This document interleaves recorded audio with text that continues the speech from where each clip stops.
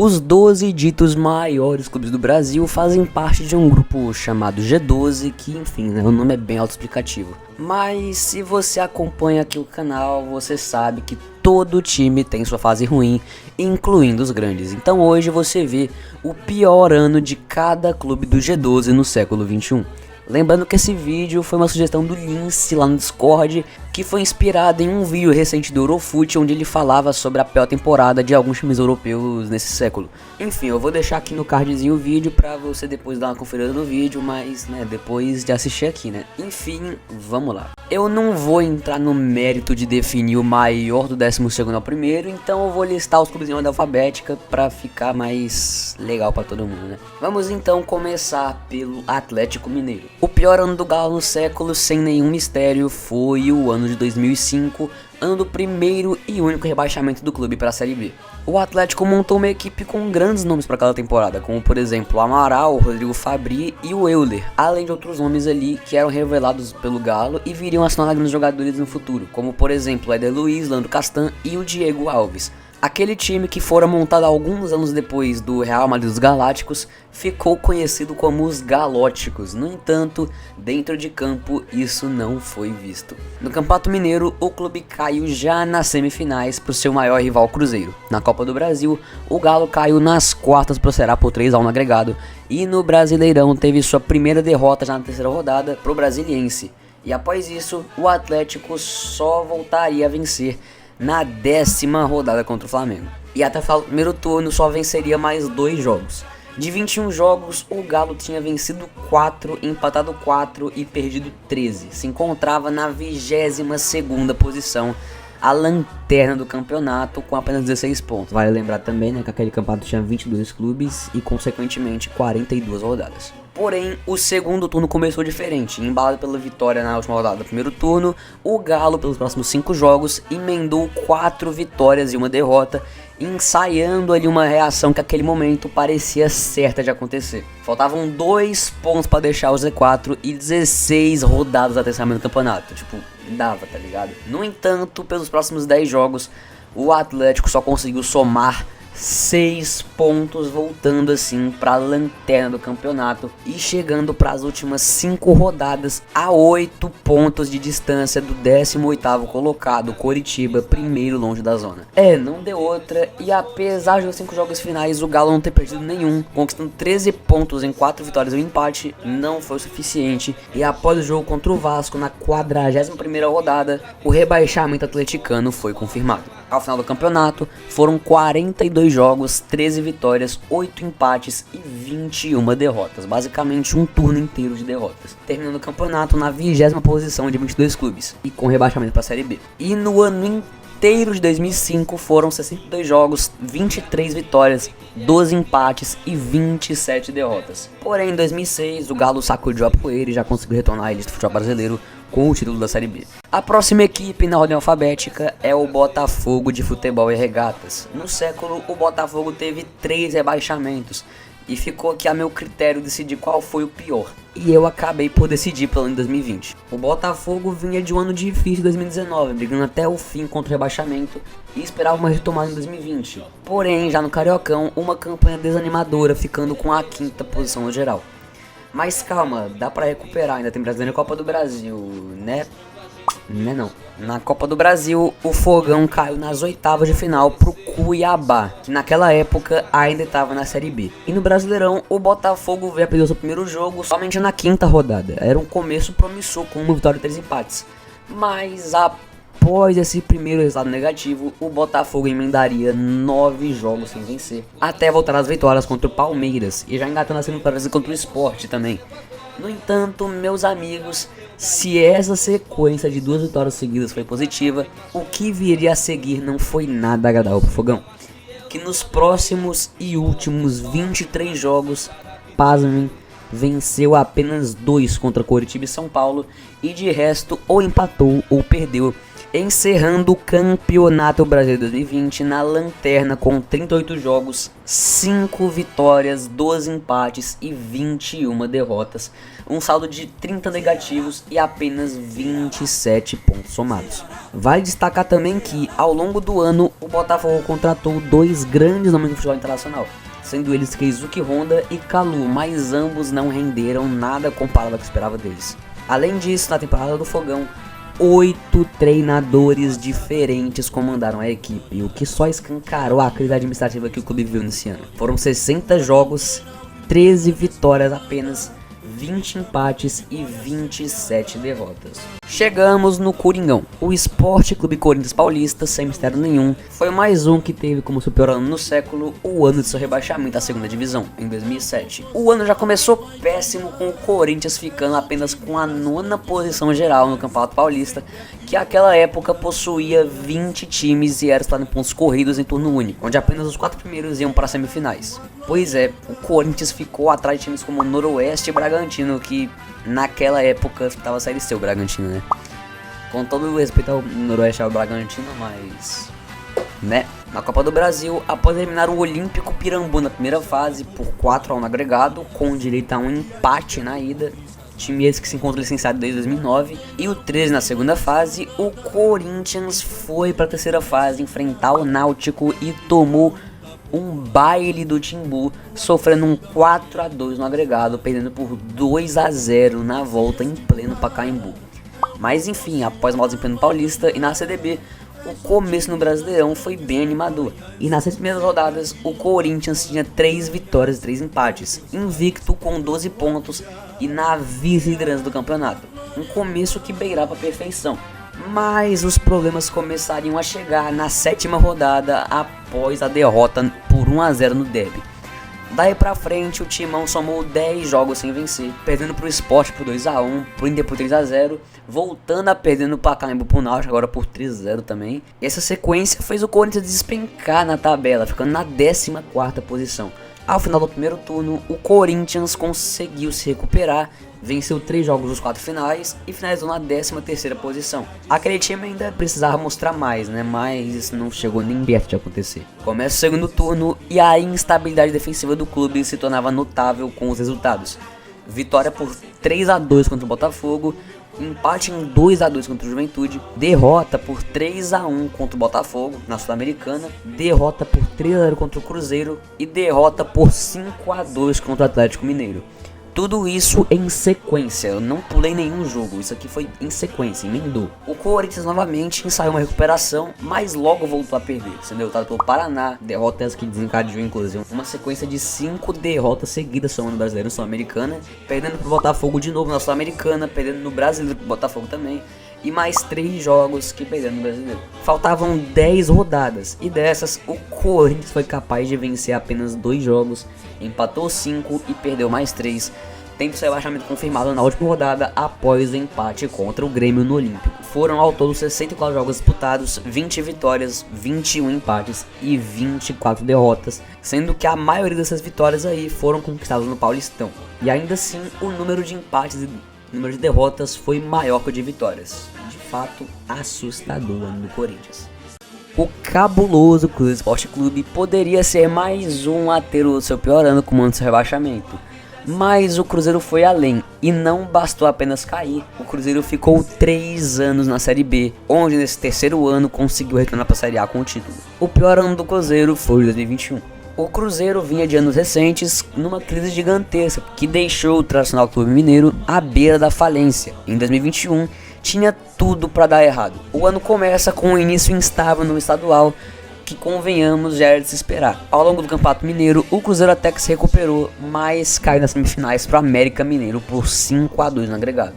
Vamos então para a Copa do Brasil, que é uma competição que paga bem e era onde o Cruzeiro poderia encontrar um alívio financeiro. Mas após passar na Bacia das Almas contra o São Raimundo e América de Natal, o Cruzeiro fez vexame na terceira fase ao ser eliminado pela Juazeirense nos pênaltis por 3-2.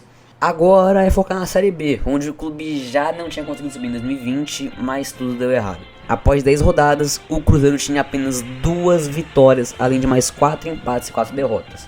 campanha de forte briga contra o rebaixamento. E olha, foi exatamente esse o campeonato do Cruzeiro. O time só foi espantar de vez o rebaixamento na penúltima rodada após o empate contra o Sampaio Corrêa, que deixou o clube 5 pontos na frente do Londrina, primeiro do Z4, que já não poderia mais alcançar o cabuloso. Foram 55 jogos, 18 vitórias, 21 empates e 16 derrotas, que fizeram o Cruzeiro ter um ano assim desastroso. Semi do Mineiro, terceira fase da Copa do Brasil, caindo para Juazeirense e 14º da Série B, brigando até o fim contra a queda para a Série C.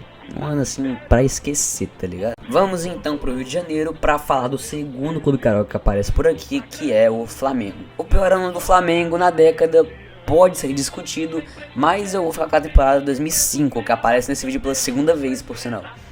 O ano de 2005 começou muito mal pro Flamengo, e na Taça Guanabara daquele ano, o Flamengo terminou na lanterna de seu grupo. Apesar disso, conseguiu se recuperar na Taça Rio, mas na final perdeu pro Fluminense por 4-1. A final do Carioca daquele ano foi entre Fluminense e Volta Redonda, pô. Na Copa do Brasil, o Flamengo passou pelo River do Piauí, pelo Ipiranga do Amapá, mas caiu nas oitavas pro Vozão, o Ceará, por 3-1 no agregado. Começa o Brasileirão e após 10 rodadas, o Flamengo tinha apenas 2 vitórias, além de mais 3 empates e 5 derrotas, com direito a uma derrota pro Brasiliense por 4-3, onde o Flamengo era mandante. Após a 10ª rodada, o Flamengo era o antepenúltimo colocado do campeonato, figurando o Z4 da competição. Saltando então até a rodada 34, a gente percebe que em nenhum momento o Flamengo teve uma sequência grande de resultados positivos, tendo ganhado apenas 6 desses 24 jogos que foram saltados. Literalmente 8 jogos ganhos em 34 disputados. Além disso, o clube sofreu uma derrota que foi a cara daquele ano. O 6-1 pro São Paulo em jogo disputado no Luso Brasileiro, que é o estádio da Portuguesa Carioca. O Flamengo, após 34 rodadas, continuava figurando no rebaixamento, porém, após a derrota pro Vasco na rodada seguinte, a do 6-1, o Flamengo não perdeu mais na competição, conseguindo enfim uma boa sequência no campeonato, que catapultou a equipe da 20ª posição para a 15ª. Se não fosse por essa sequência, o Flamengo teria conhecido o amargo gosto do rebaixamento. No ano, vemos números bem equilibrados, com 60 jogos, 20 vitórias, 9 empates e 21 derrotas. Ainda no Rio, vamos falar do pior ano do Fluminense. Aqui foi mais fácil, afinal, os próprios torcedores do clube elegeram o ano de 2013 como o pior do tricolor no século, com certa folga, por sinal. Vou deixar a votação para vocês. A base daquele time vencedor de 2012 era praticamente a mesma para 2013, mas simplesmente não encaixou. No Carioca, o Fluminense terminou na 3ª colocação geral, um desempenho legal até. O Brasileirão começou e o Fluminense teve um início muito bom, dando a impressão de que faria replay do ano anterior. Porém, após a derrota na 5ª rodada contra a Portuguesa, tudo mudou no Fluminense. Contando com a derrota para a Lusa, o Fluminense somou 5 derrotas consecutivas, que fizeram inclusive o treinador Abel Braga ser demitido. Ao final do primeiro turno, o Fluminense teve uma rasa recuperação e se encontrava fora do Z4. O Fluminense iniciou nas oitavas da Copa do Brasil contra o Goiás e decepcionou mais uma vez, sendo eliminado pelo Esmeraldino. No começo do segundo turno, o Fluminense embalou o jogo sem perder, dando esperança de uma salvação tranquila. Mas após a vitória contra o Goiás na 24ª rodada, o Flusão viveu um verdadeiro filme de terror, ficando 9 jogos sem vencer, que colocaram a equipe de volta ao Z4. O Fluminense teria 5 jogos para reverter sua situação, e não reverteu. Mesmo vencendo 3 de seus últimos 5 jogos, o Fluminense finalizou o Brasileirão em 2013 com 46 pontos e rebaixado para a 2ª divisão nacional. Mas em 2013 do Fluminense tinha um setor que era bom pra caralho mesmo, era a advocacia. E no tapetão, Portuguesa e Flamengo perderam 4 pontos por escalação irregular, que acabaram fazendo com que a Portuguesa caísse no lugar do Tapetense, que pela 2ª vez em sua história se livrou de jogar na Série B por meios extracampo. Na temporada, foram 69 jogos, 28 vitórias, 18 empates e 23 derrotas. Olha, te falar um negócio aqui, se o teu time não tá entre os times do G12, eu tenho uma dica valiosíssima para te dar aqui, ó. Se você deixar o like, se inscrever no canal, ativar o sininho para ser notificado sempre que eu postar um vídeo novo por aqui e compartilhar o vídeo, o teu time daqui a alguns anos vai entrar nessa lista aí de maiores clubes do Brasil, hein? E aí, já se inscreveu? Não quer pegar essa oportunidade aí, né? E um passarinho me contou também que se virar membro a chance aumenta, então vamos lá, pô, tá esperando o quê? Indo agora para o Rio Grande do Sul, teremos a dupla Grenal, mas na ordem alfabética quem vem primeiro é o Grêmio. O pior ano da história do Imortal que eu escolhi foi o 2004. O elenco do Grêmio naquela temporada não era nada de encher os olhos, mas a equipe contava com os jovens defensores Felipe Melo, e o que muita gente também não sabe é que o ídolo da seleção panamenha, Felipe Balói, jogou pelo Grêmio nessa época. Inclusive foi Balói o autor do primeiro gol do Panamá em Copas do Mundo, quando balançou as redes contra a Inglaterra aos 78 minutos.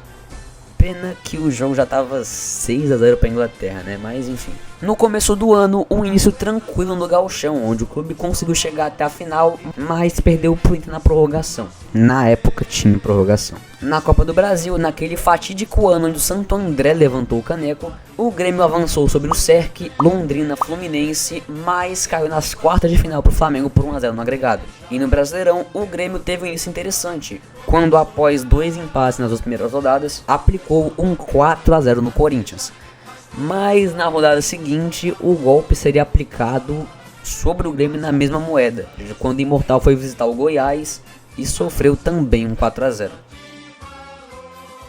O Grêmio voltaria a vencer apenas 3 rodadas depois contra o Paysandu, mas rapidamente já entraria em mais uma sequência negativa, voltou a vencer agora contra o Criciúma, entrou em uma sequência negativa, voltou a vencer de novo agora contra o Paraná, e ficou nessa até o fim do primeiro turno. Acabou então a primeira metade do campeonato e o Grêmio era o 18º de 24 times. Não era bom definitivamente, mas tinha como piorar, e muito. Começa o segundo turno e o Grêmio, dos 23 jogos restantes, pasmem, venceu apenas 3. A primeira grande sequência negativa do clube veio nos 10 jogos sem vencer, entre a 21ª e a 31ª rodada. Mas aí venceu o São Paulo e 2 horas depois venceu novamente agora o Criciúma. Faltavam 12 jogos e em 11 o Grêmio não venceu. Mas o que é mais curioso é o placar dessa única vitória gremista dos 12 jogos. Simplesmente no meio de uma série de jogos sem vencer, o Grêmio foi lá e meteu 6-1 na Ponte Preta.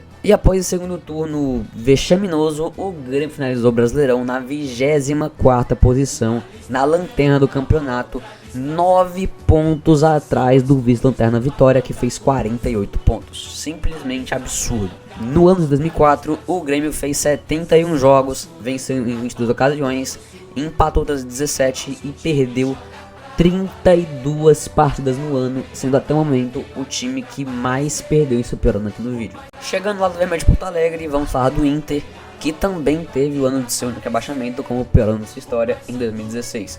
O elenco do Inter não era ruim, tinham vários bons nomes, né, como Alisson Becker, o William, que é o lateral do Cruzeiro, que foi convocado para a seleção brasileira agora que o Ian Couto lesionou, o Rodrigo Dourado, Jair, Eduardo Sacha, etc. Tava longe de ser um time ruim. Isso se mostrou no Gauchão daquele ano, onde o Inter foi até a final, enfrentar o Juventude e venceu o seu até então último título gaúcho, batendo o papo por 4-0 no agregado. A qualidade do elenco seguiu estar traduzindo em campo, mas agora na Copa do Brasil, onde o Inter iniciou já nas oitavas, onde eliminou o Fortaleza, eliminou nas quartas o Santos e nas semis caiu pro Galo por 4-3 no agregado. E a qualidade do elenco se traduziu também no ótimo começo na Série A, onde após 8 rodadas, o Inter era o líder isolado com 19 pontos de uma campanha até então muito consistente. Porém, de repente, sem uma explicação evidente, o time começou a perder mais um pouco e perder mais.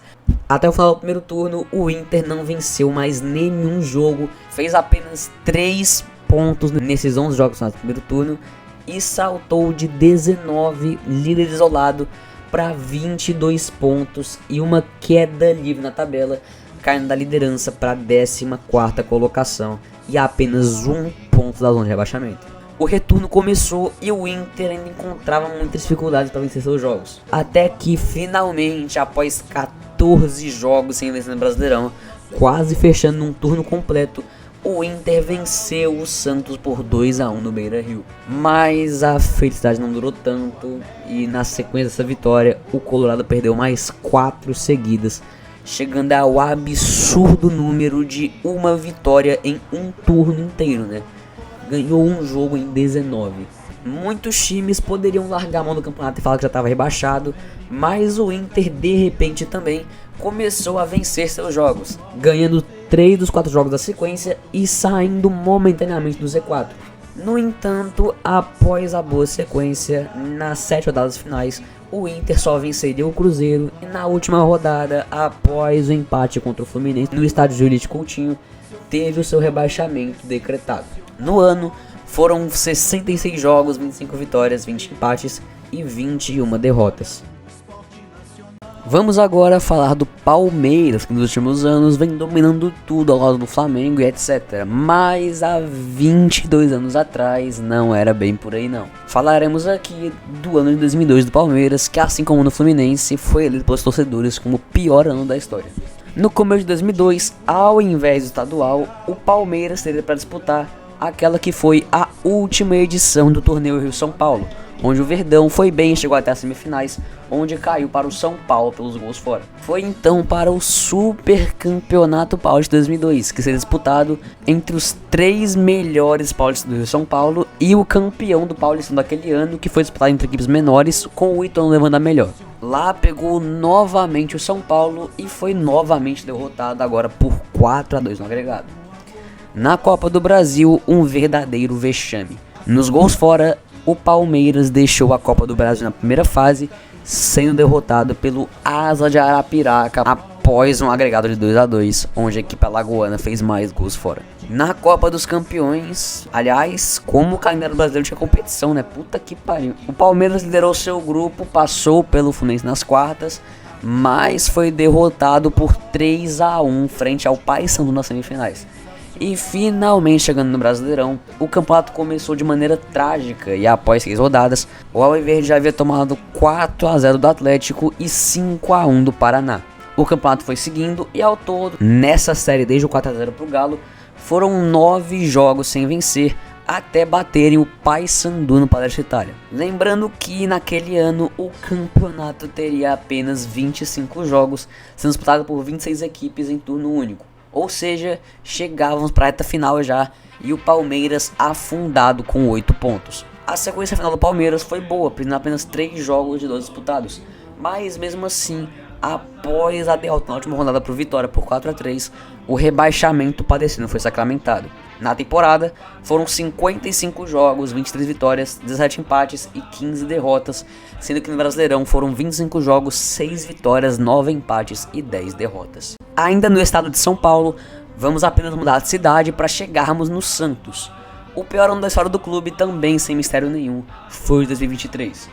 O Peixe já vinha de anos ruins e desde o começo de 2023, muitos alertavam que aquele poderia ser um ano trágico para o Santos Futebol Clube. Jorge Igor mandou abraços. No Paulistão, o clube só venceu 3 partidas de 12 disputadas e foi, por exemplo, humilhado pelo Ituano, sofrendo 3-0 na última rodada do Paulistão. O Santos caiu na fase de grupos do Campeonato Paulista. Na Copa do Brasil, após passar por Ceilândia, Iguatu e Botafogo de Ribeirão Preto, caiu nas oitavas de final para o Bahia nos pênaltis por 5-4. Na Sul-Americana, uma campanha vergonhosa, ficando no total chinelo para Newell's Old Boys e Audax Italiano, além de ter sofrido muito para ganhar do Blooming na Vila Belmiro, que deixou o Santos na terceira posição do grupo, 6 pontos atrás do segundo colocado, que levava para os playoffs das pré-oitavas, e gerando o único ponto do Blooming na competição. E no Brasileirão, uma catástrofe. O começo do Santos não foi dos piores, e após 6 rodadas já tinham 3 vitórias e se encontravam na 7ª posição com 10 pontos. Os problemas começariam a chegar após o empate contra o Palmeiras por 0-0. Daquele jogo em diante, foram 13 jogos do Peixe e apenas uma vitória, que foi suada até demais contra o Goiás por 4-3, onde venceram com um pênalti roubado nos acréscimos do segundo tempo. Nem santista acha que aquilo ali foi pênalti, pô. O Santos voltou a vencer depois contra o Grêmio por 2-1, mas já emendou em seguida 3 derrotas seguidas. Mas após a demissão de Diego Aguirre, o interino Marcelo Fernandes, vulgo Presuntinho, liderou o Peixão para 3 vitórias seguidas e ficou no cargo até o final do campeonato. Com o Presunto, nos 10 jogos seguintes após a demissão de Aguirre, foram apenas 2 derrotas, mas uma delas foi o símbolo daquela campanha patética do Santos, o 7-1 para o Internacional no Beira-Rio. Interesse que tinha um dos piores ataques do campeonato, se não me engano era até o pior até aquele momento, mas que fez 7 só nesse jogo contra o Santos. Apesar disso, após o fatídico 7-1, mais um fatídico 7-1, né? A chave do Santos virou e conseguiram 7 jogos de vencibilidade, vencendo inclusive o Flamengo nesse período. No entanto, nas 3 rodadas finais, o Santos só precisava de um empate para se salvar. Só um empate não estava salvo. E teria 3 jogos para conseguir um empate. No primeiro, tomaram olé e um show do Fluminense que meteu 3-0. No segundo, mais um 3-0, agora para o Atlético Paranaense. Jogando tudo para a última rodada contra o Fortaleza, onde o Bahia goleou, o Vasco ganhou e o Santos... E aí vem a batida pro gol do Lucero. Tá sem goleiro Santos, o João Paulo vem aqui no meio do campo, e aí vem a batida pro gol do Lucero, e aí vem a batida pro gol do Lucero! O Santos Futebol Clube está rebaixado para a Série B de 2024. Gol do Fortaleza, gol do Lucero! O Santos foi rebaixado para a Série B de 2024. No ano, foram 62 jogos, 19 vitórias, 19 empates e 24 derrotas. Ainda em São Paulo, vamos voltar para a cidade homônima para falar do tricolor paulista, o São Paulo Futebol Clube, que teve em votação de seus torcedores o ano de 2017 como o pior do clube no século. No Paulistão de 2017, o São Paulo fez uma campanha tranquila na primeira fase, onde liderou, meteu 7-0 no agregado contra o Linense nas quartas, mas nas semifinais caiu para o Corinthians por 3-1 no agregado. Na Copa do Brasil, passou por Motoclube, PSTC e ABC, mas caiu para o Cruzeiro na quarta fase da competição. Na Sul-Americana, o tricolor começou um duelo contra o Defensa e Justiça e foi eliminado pela equipe argentina pelos gols fora de casa. E na Série A, um primeiro turno horrendo colocou tudo a perder.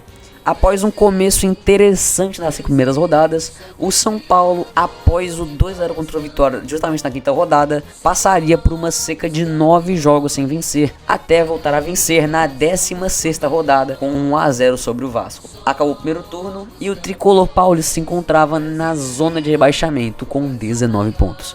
Porém, em uma arrancada daquelas, o São Paulo no retorno só perdeu 4 jogos e viu o risco de abaixamento ir para muito longe, conquistando 8 vitórias e 7 empates, que deixaram o tricolor paulista com 50 pontos cravados e na 13ª posição, 7 pontos na frente do Z4. Esse ano do São Paulo foi mais um susto mesmo, afinal não foi de todo mal. O clube fez 62 jogos no ano, tendo 24 vitórias, 20 empates e 18 derrotas, sendo esse o menor número de derrotas em uma pior temporada aqui no vídeo. Dos piores anos, o melhor foi o do São Paulo. Na realidade, o Cruzeiro em 2021 perdeu menos jogos que o São Paulo em 2017, porém era a Série B da Cruzeiro, né? Então São Paulo segue como a melhor aí. Para encerrar o vídeo de hoje, vamos voltar para o Rio de Janeiro falar do Vasco da Gama. Infelizmente, para mim que sou vascaíno, o Vasco no século XXI passou por muitos e muitos momentos conturbados, tendo 4 rebaixamentos no século. Porém, sem dúvida nenhuma, o pior Vasco do século e da história foi o de 2021. A temporada 2021 começou e nos 4 primeiros jogos do Vasco contra times pequenos foram 2 derrotas e 2 empates. A primeira vitória veio contra o Macaé por 3-1. O clube ainda conseguiu vencer o Flamengo naquele jogo entre o melhor Flamengo da história e o pior Vasco, que finalizou em 3-1 pro Cruz Maltino, não sabe lá como. Mas mesmo assim não foi o suficiente e o clube ficou na 5ª posição indo para a Taça Rio, onde eliminou o Madureira na semifinal e sagrou campeão contra o Botafogo nos pênaltis. Isso não deveria ser motivo de orgulho. Na Copa do Brasil, o Vasco passou por Caldense, Tombense e Boa Vista, mas caiu já nas oitavas para São Paulo. E na Série B daquele ano, tivemos um começo bem ruim que deixava o Vasco na parte de baixo da tabela. O clube foi tentando se recuperar e já na 10ª rodada se encontrava então na briga pelo acesso. Apesar disso, o Cruz Maltino nunca esteve de fato no G4 da competição, sempre ficando ali entre a 5ª e a 10ª posição. No segundo turno, uma tentativa de recuperação foi iniciada e o Vasco venceu 4 jogos de 5 durante o período. No entanto, esse 4º jogo seria a última vitória do Vasco na competição. Após isso, o clube vencia o Náutico por 2-0 nos aflitos, mas sofreu o empate em 2-2. Foi derrotado pelo CSA em São Januário por 3-1 e contra o Guarani, meus amigos, com o jogo chegando na reta final com o placar zerado, pênalti para o Vasco. Cano bate, o goleiro defende. No escanteio do pênalti defendido, o Guarani arma um contra-ataque e faz o gol que sela a permanência do Vasco na segunda divisão. Mas não parou por aí, rapaziada. O Vasco sofre depois 4-0 do Botafogo, campeão daquela Série B em São Januário. Um 3-0 pro Vitória, que foi rebaixado para a Série C do ano seguinte. Empates em 2-2 contra o Vila Nova e contra o Remo, sendo que iniciou os dois sendo derrotado e contra o Remo era por 2-0. E um revés final contra o Londrina, também por 3-0. Esse que por sua vez salvou o Tubarão do rebaixamento da terceira divisão nacional e colocou o Remo, né? O Vasco tirou 2 pontos do Remo e mandou 3 para um concorrente direto. Dá pra dizer que a única coisa que o Vasco fez esse ano mesmo foi rebaixar o Remo. Nossa, cara, até o ânimo do vídeo aqui baixou um pouco, mano. Era sofrível, velho, assistir jogar Marquinhos, Gabriel, Morato, Zeca, MT, Lucão. Ah, meu Deus do céu. Caralho, o Morato era o nosso 10, velho. Puta que pariu. Graças a Deus hoje é o Paiê. Só de lembrar já bate uma raiva, tá ligado? Na temporada foram 59 jogos, 21 vitórias, 17 empates e 21 derrotas. Rapaziada, vocês querem uma dica das boas aqui? Namorem vascaínos ou vascaínas. Se eles não largaram o Vasco 2021, você pode ter certeza absoluta que eles nunca vão te largar. Segue a dica do Nizão aqui que é sucesso. E é com essa belíssima frase que eu vou encerrando o vídeo de hoje. Muitíssimo obrigado por assistir até aqui. E não se esqueça de dar saída, deixar o seu like no canal, ativar o sininho, compartilhar o vídeo. E também, é claro, virar membro do canal. A gente tem aqui 2 planos, um de R$3 e um de R$8. Cada um com seus benefícios, que você pode conferir clicando no botão Seja Membro aqui embaixo. É isso aí, rapaziada. Falou! Tens o amor da cidade.